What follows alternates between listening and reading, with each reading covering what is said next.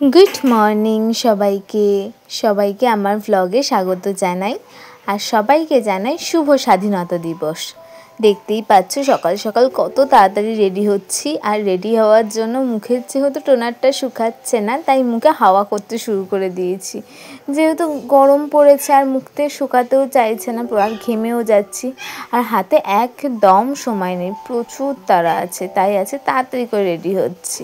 এবার দেখো আমি প্রাইমার মাখলাম, যেহেতু বেশি কিছু করব না তাই হালকা পাতলার উপর রেডি হলাম। আর বলো আমাকে কেমন লাগছে অবশ্যই কমেন্টে জানিও।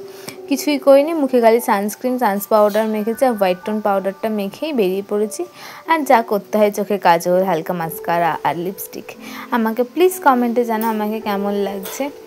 তো আমার তো নিজেকে খুব ভালো লাগছে, এবার তোমরা আমাকে জানাও তোমাদের কেমন লাগছে আমাকে। আর এখন পুরোপুরি রেডি আর যাচ্ছি, বেরোচ্ছি। আর এই যে চাবি রিংটা দেখতে পাচ্ছ, এই চাবি রিংটা আমার খুব পছন্দের আর আমার এরকম ব্যাগের মধ্যে চাবি রিং লাগাতে খুব ভালো লাগে।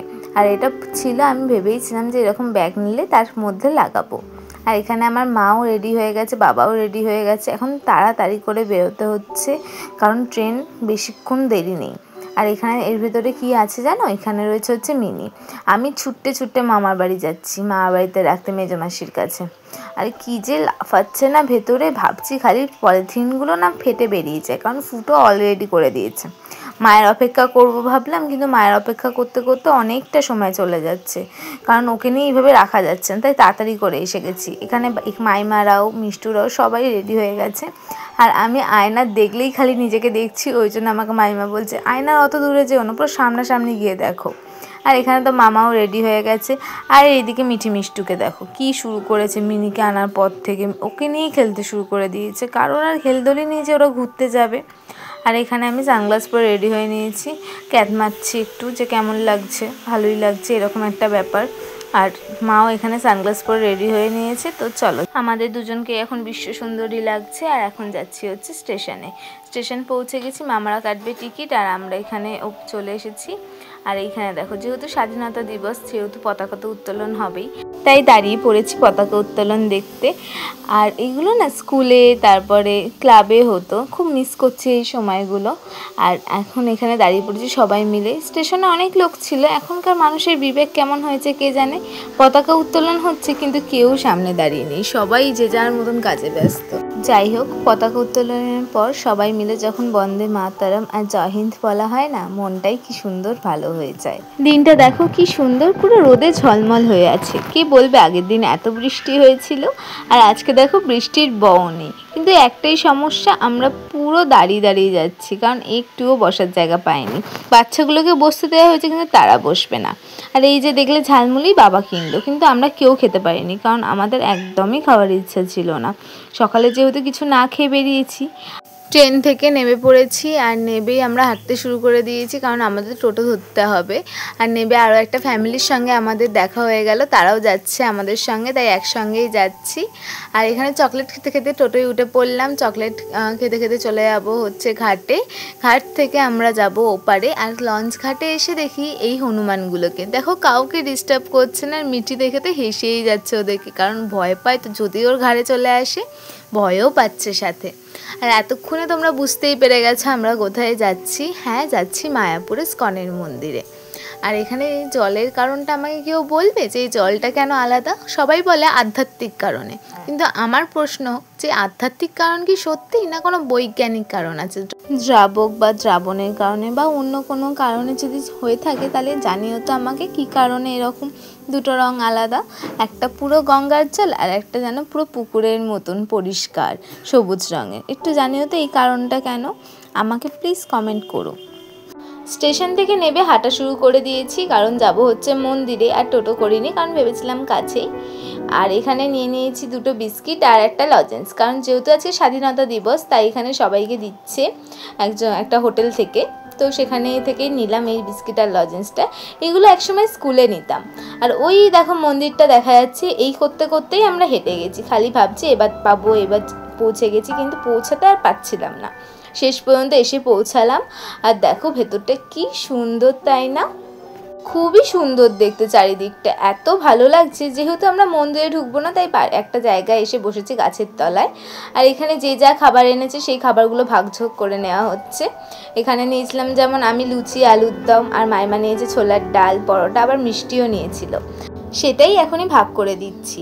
আর আমি যেখানেই যাই না কেন, খাবার ভাগ করার দায়িত্বটা আমার উপরেই পড়ে, কারণ সবাই মনে করে আমি যদি খাবার ভাগ করি সবাইকে ঠিকঠাক সমানই দেবো। আর সত্যি বলতে আমি সমান করেই ভাগটা করে দিই। কিন্তু এখানে মামিটা আর দাদাটা খেলো না, মামাটা খেয়েছে। অনেকবার বলা হয়েছিল তিনি খাবেন না, তিনি তাই চাল ভাজা, তারপরে চিড়ে ভাজা ওইগুলো খেলেন।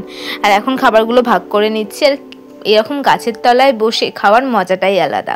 আসলে আমরা এখানে মন্দির ঠিক মতো দর্শন করতে আসিনি, যেহেতু আমাদের 1 বছর হয়নি, তাই মন্দিরে তো প্রবেশ করব না, তাই এখানে গাছের তলায় বসে আছি। আর আমাদের সাথে যে মামাটার আলাপ হয়েছে তিনিও একজন ব্রাহ্মণ। তিনি আবার আমাদের বলছিলেন যে 1 বছর হয়েছে, ঘরের পুজো দিতে পারছো, আর কেন মন্দিরে যেতে পারবে না। এবার যাই হোক, আমরা তো আর কিছু জানি না, আমাদের যে যেমন বলেছে সেরকমই আমরা চলছি। যাই হোক, এখানে খাবারগুলো আমরা নিয়ে নিচ্ছি, এবার খাবারগুলো খাবো। আর এখানে মিঠি খাওয়া শুরু করে দিয়েছি। মিঠি তো আর লুচি, আলুর দম এগুলো কিছু খাবে না, তাই ওর জন্য ম্যাগি আনা হয়েছে, সেটাই ও খেতে শুরু করে দিয়েছে। আর যেহেতু ও কিছু খেয়ে আসেনি, তাই ও তাড়াতাড়ি করে খেয়ে নিয়েছে। আর এখানে দেখতে পাচ্ছ কত মাছ, এখানে ভর্তি মাছ। এই পুকুরটার মধ্যে যে কত মাছ আছে তার নেই ঠিক। সবাই খেতে দিচ্ছে আর মাছগুলো কিলবিল কিলবিল করে উঠছে। আর মাছ কত বড় বড় সাইজের মাছগুলো, আমি তো দেখে অবাক। আমি দাঁড়িয়েছিলাম দূরে, আমাকে ওই মামিটা ডাকলো, ডেকে বললো যে দেখ কত মাছ। আমি সত্যি দেখলাম আর ভাবছি কত মাছ। আর যদি এই গাছটার কেউ নাম জানো অবশ্যই জানিও তো এটা কী গাছ। এখানে বড় বড় গোল গোল টাইপের না কিছু ফল হয়েছিল, কী গাছ কে জানে। আর কালকে জন্মাষ্টমী, তাই দেখো কি সুন্দর করে সাজিয়েছে। যদিও মায়াপুরের এই মন্দির সবসময় সাজানো হয়ে থাকে, কখনোই অগোছালো থাকে না। আর কি সুন্দর না, রাস্তাঘাট যেমন পরিষ্কার তেমনই খুব সুন্দর হয়ে আছে। আর এত রোদ উঠেছে, আমার প্রচণ্ড গরম পড়ছে। চুলটাকে তো আমি বেঁধেই নিয়েছি, এখন একটু হাঁটা শুরু করেছি, একটু চারিদিকে যাচ্ছি। আর এখানে যে মায়াপুরে এসেছি, কপালে ওই তিলকটা না পড়লে চলে, কিন্তু দেখো আমার কপালের তিলকটা কেমন বেঁকিয়ে দিয়েছে। সবার কপালের তিলকটাই বেঁকে গেছে হালকা হালকা, শুধু মাইমারটার মিষ্টুরটাই তারই মধ্যে ঠিক আছে। আর মাইমার কপালের তিলকটা কত সুন্দর লাগছে, আমাদের থেকে বেশি ফুটেছে মাইমার কপালের তিলকটা। আর এখানে এসেছি চা খেতে। আর মিঠিকে দেখো কি মিষ্টি লাগছে না, পুরো গপু গপু লাগছে না? তোমরাই জানাও যে মিঠিকে কেমন লাগছে। আমার তো মিঠিকে পুরো গপু গপু লাগে।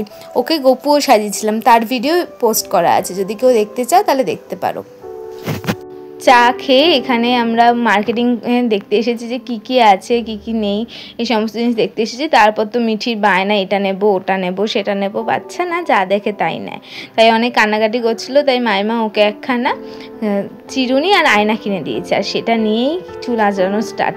আর এইটার পর তো মিষ্টু নিচ্ছে, মিষ্টুকে নিতে দেবে না, মিষ্টুর কান্না। তারপরে মিষ্টুকেও একখানা কিনে দেওয়া হলো। আর এখানে আমরা রেস্ট নিতে বসেছি। আর ওই মামা মামিরা গেছে একটু ঘুরতে, কারণ ওরা বিকেলের মধ্যে চলে যাবে। আর আমরা যেহেতু থাকবো, মানে আজকেই রাত্রের দিকে বাড়ি যাব, সারাদিনটা বাইরে বাইরেই কাটাবো। আর এখানে ইনি অনেক কথা বলছেন রাধাকৃষ্ণের বিষয়ে, সেটাই শুনছি আমরা সবাই বসে বসে। আর এই যে ব্যাগটা দেখছো, এই ব্যাগটা এই মামিটা আমাকে কিনে দিয়েছে, গিফট করেছে। কি সুন্দর হয়েছে না দেখতে। এখানে আমরা খেতে চলে এসেছি লাইন দিয়ে, যেহেতু ভোগ প্রসাদের জায়গাটা মন্দিরের থেকে অনেকটাই দূর, তাই এখানে এসে লাইন দিতে শুরু করে দিয়েছি। তারপর এখানে খেতে দিয়েছে ভাত, ডাল, তারপর কিছু একটা তরকারি ছিল এটা, আর চানা পনির, আর রুটি আর পায়েস। আর এখানে দেখো মিঠিকে দেখো কীরকম পকেটে হাত দিয়ে ঘুরে বেড়াচ্ছে, কি স্টাইল দেখেছো? কে বলবো, ওইটুকু বাচ্চা একটা মেয়ে। তারপর বিকালবেলা মামা আনলো একটু স্প্রাইট, আর এই স্প্রাইটটা খাওয়ার পর শরীরটা ভীষণ ঠান্ডা লাগছিলো, কারণ আজকে প্রচণ্ড রোদ উঠেছে। ফ্রেশ হয়ে নিলাম, বিকালবেলা একটু রেস্ট নিয়ে বিকেলের দিকে ফ্রেশ হয়ে চুল টুল বেঁধে একদম পরিষ্কার পরিচ্ছন্ন হয়ে গেছি, যাতে সারা সন্ধ্যেটা রাত্রিটা আমরা ভালো করে থাকতে পারি। আর এদিকে মিঠিও রেডি হয়ে গেছে, এটা অন্য জামা পরেছে, কি সুন্দর লাগছে না মেয়েটাকে। আর এর সাথে সাথে মিষ্টু, মাইমা, মা সবাই রেডি হয়ে নিয়েছে, কারণ এবার যাব মার্কেটিং করতে, ঘুরতে চারিদিকটা। আর এখানে দেখো গাছের মধ্যে কত বাদুর ঝুলে রয়েছে, তার মধ্যে আমি এই বাদুরটাকেই দেখতে পেলাম। ওই যে দেখতে পাচ্ছ একটা বাদুর কি সুন্দর ঝুলে রয়েছে। আর মিষ্টু বলছে ও কীভাবে ঝুলে রয়েছে, ওর মুখ কোথায়? সত্যি বলতে আমিও তো খুঁজে পাচ্ছিলাম না, তাও ক্যামেরাতে একটু দেখা যাচ্ছে তারই মধ্যে। আর বিকেলবেলা দেখো কি সুন্দর লাগছে চারিদিকটা, সূর্য অস্ত যাওয়ার পর মনে হচ্ছে যেন চারিদিকেই রামধনু উঠেছে। তারপরে এখানটা দেখো মার্কেটিং বসেছে আর লাইট জ্বালিয়ে দিয়েছে, দারুণ লাগছে জায়গাটা। মন্দিরটার মধ্যে যেন একটা আলাদাই স্নিগ্ধতা কাজ করছে, সাথে এই মার্কেটিংয়ের যেই লাইটগুলো জ্বলছে, আকাশের কালারটা সব মিলেমিশে দারুণ লাগছে। আর এখানে আমি হেঁটে হেঁটে যাচ্ছি মায়েদের কাছে। মায়েরা মার্কেটিং অলরেডি স্টার্ট করে দিয়েছে, সবার জন্য কিছু না কিছু টুকটাক কিনবে, সেরকম কিছু কেনা হয়নি। আর রাত্রিরে দেখো কি সুন্দর লাইট জ্বলেছে না, মনে হচ্ছে না সোনার পুরো জায়গাটা, আর ফোয়ারা উঠছে, কালারিং কি মারাত্মক লাগছে। নবদ্বীপ স্টেশনে চলে এসেছি ওখান থেকে, আর বিষ্ণুপ্রিয়া স্টেশনে যাইনি, এখান থেকে আমরা ট্রেন ধরে যাব। আর ট্রেনে উঠে পড়েছি, আর বাইরেটার দৃশ্য একদমই দেখা যাচ্ছে না, কারণ পুরো অন্ধকার হয়ে রয়েছে। আর সবার শরীর মোটামুটি ক্লান্ত হয়ে পড়েছে, প্রচণ্ড ক্লান্ত, কারণ সকাল থেকে এত রোদের মধ্যে ছিলাম, হাঁটাহাঁটি হয়েছে, রেস্ট সেরকমভাবে পাওয়াই যায়নি। তার উপরে মিষ্টুর শরীরও একদম ক্লান্ত হয়ে গেছে, দেখতেই পাচ্ছ ও কেমন নেতিয়ে পড়েছে, তেমন আমার শরীরটাও ক্লান্ত হয়ে পড়েছে, সবাই মোটামুটি চোখ বন্ধ করেই ফেলেছে।